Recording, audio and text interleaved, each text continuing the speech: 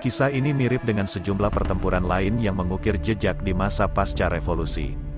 Namun, pertempuran medan area memiliki nuansa tersendiri yang menjadikannya berbeda dan tak terlupakan.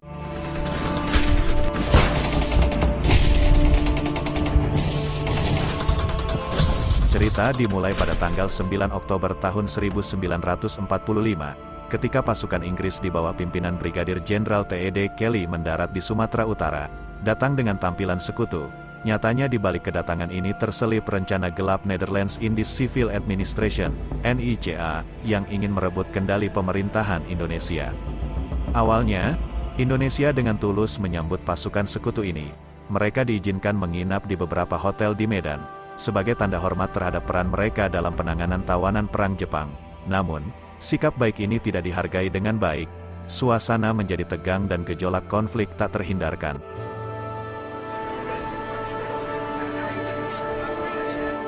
Episode pertama terjadi di sebuah hotel di Jalan Bali, Medan, ketika seorang penghuni merampas lencana merah putih dari sekelompok pemuda Indonesia. Tindakan ini memicu kemarahan para pemuda Indonesia. Pada tanggal 13 Oktober tahun 1945, para pemuda ini melancarkan serangan balasan yang merusak fasilitas hotel tersebut. Ironisnya, insiden sepele inilah yang menjadi bumbu pemicu terjadinya pertempuran medan area yang besar dan serius. Peristiwa ini menjadi semacam cambuk yang memicu gelombang aksi dan insiden di seluruh Sumatera Utara. Rasa marah dan semangat perlawanan meluas, memperkuat tekad para pejuang, tak hanya menghadapi ancaman fisik, tetapi juga intimidasi. Sekutu berusaha memaksa bangsa Indonesia menyerahkan senjata mereka melalui berbagai langkah ultimatum. Namun, dalam keadaan genting itulah, semangat patriotisme terus berkobar. Rakyat Indonesia dengan penuh keberanian memilih untuk menghadapi ancaman ini. Mereka menolak untuk tunduk pada intimidasi dan berdiri dengan tegar. Pertempuran medan area menjadi bukti nyata bahwa keberanian dan semangat perlawanan rakyat tidak dapat diredam oleh kekuatan asing. Pada tanggal 9 Oktober tahun 1945 menjadi saksi bisu dari awal sebuah kisah heroik yang tak akan terlupakan dalam lembaran sejarah Indonesia. Seperti halnya pertempuran-pertempuran bersejarah lainnya pada masa revolusi, pertempuran medan area dimulai dengan langkah berani pasukan sekutu yang menginjakan kakinya di bumi yang kaya budaya ini. Namun, di balik tirai pertemuan diplomatik, tersembunyi konspirasi yang akan mengubah nasib bangsa. Pasukan tersebut dipimpin oleh sosok berwibawa, Brigadir Jenderal Ted Kelly. Berbekal semangat keadilan, pasukan ini tak sendiri. Mereka membawa bersama mereka Brigade 4 dari Divisi India ke-26. Namun, perjalanan mereka bukanlah sekadar pergerakan biasa.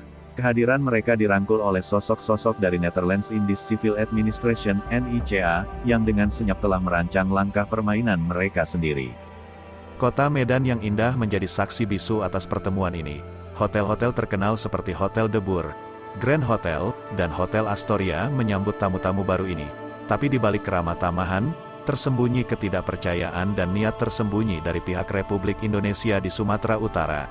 Mereka mengira bahwa kehadiran sekutu dan NICA semata untuk mengurus tawanan perang Jepang. Namun, takdir memiliki rencana lain. Di balik layar, NICA dan sekutu memasang tenda-tenda di tempat-tempat seperti Tanjung Morawa dan Binjai, sambil memantau situasi dengan seksama. Tak lama setelah mendarat, tim dari Rehabilitation of Allied Prisoners of War and Internees, RAPWI, bergerak cepat. Mereka membebaskan para tawanan perang dari Pulau Brayan hingga Brastagi, lalu mengubah mereka menjadi batalion KNIL, mengubah hidup para tawanan dari penahanan menjadi pahlawan. Namun, perubahan ini juga membawa sikap baru. Rasa angkuh dari para mantan tawanan perang menggelora. Mereka yang pernah ditahan oleh Jepang kini merasa sebagai pemenang Perang Dunia II. Sementara itu, di bawah permukaan yang tenang, para pemuda Medan membentuk divisi TKR, Tentara Keamanan Rakyat. Semangat mereka meresap, menantang apapun yang mengancam kemerdekaan. Tapi keangkuhan itu tak bertahan lama. Ketika NICA dan sekutu melangkah lebih jauh, melintasi batas yang tak dapat ditolerir, Medan menjadi panggung pertempuran. Percikan api pertama muncul di hotel di Jalan Bali, Medan pada tanggal 13 Oktober tahun 1945. Lencana merah putih yang diinjak-injak oleh seorang penghuni hotel menjadi titik balik, di mana semangat perlawanan rakyat tak terbendung lagi. Dalam asap peperangan yang makin berkobar, kota Medan menjadi saksi bisu dari keberanian dan semangat juang rakyat Indonesia. Di sebuah hotel di Jalan Bali, Medan, sebuah lencana merah putih dicabut dan diinjak-injak oleh seorang penghuni.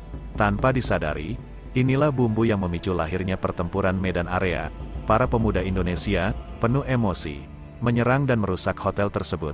Namun, serangan ini juga menyebabkan korban 96 orang luka-luka, dengan sebagian besar dari mereka adalah orang NICA. Titik awal pertempuran telah terjadi, memicu gelombang perlawanan yang tak terhindarkan. Aksi para pemuda tidak hanya terbatas pada Medan. Peristiwa ini merambat hingga kota-kota lain seperti Pematang Siantar dan Brastagi. Dalam upaya memperlemah semangat perjuangan, Inggris memilih intimidasi sebagai senjata mereka.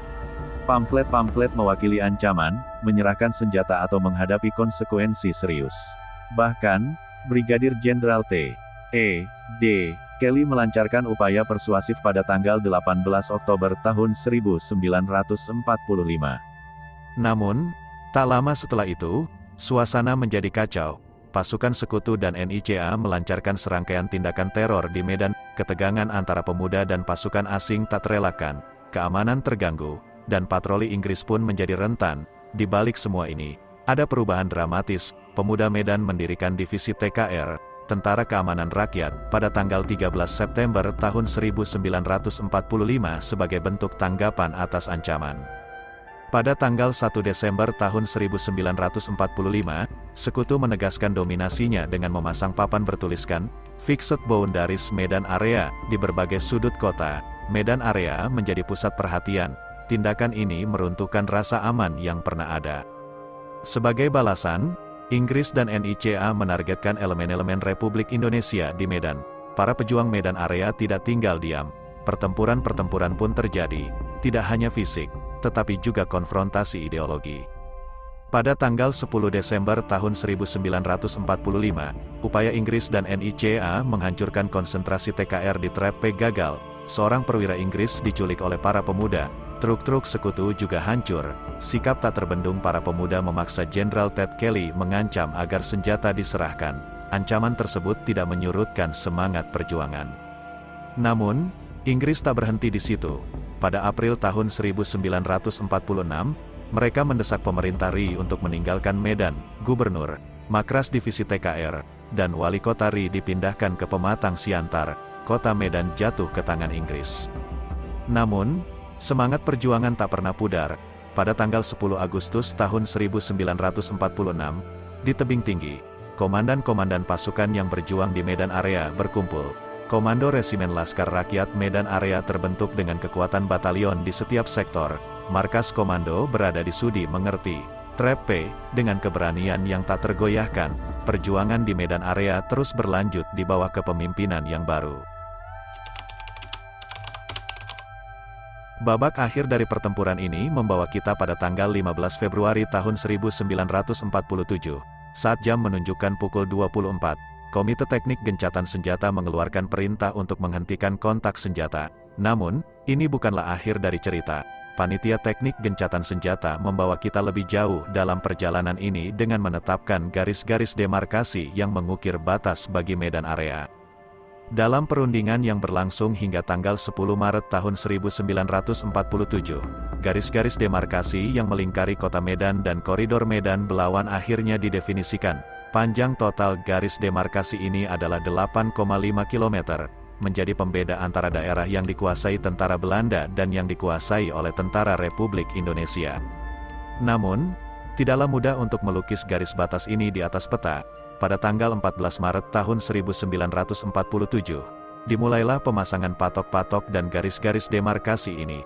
Namun, perselisihan terus menyala antara kedua belah pihak. Tanah menjadi simbol perjuangan, dan garis-garis ini tidak hanya memisahkan geografis, tetapi juga membagi pandangan dan tekad. 4 bulan setelah pertempuran berakhir, Belanda meluncurkan Operatif Rodak, yang lebih dikenal sebagai agresi militer Belanda. Peristiwa ini mengubah dinamika pertempuran dan mengembalikan ketegangan. Dalam bayang-bayang pertempuran, Medan pun berubah. Kawasan ini terbagi oleh garis-garis demarkasi, membawa dampak yang mendalam. Pusat pemerintahan Sumatera pindah ke Pematang Siantar, sebuah perubahan besar dalam tata politik.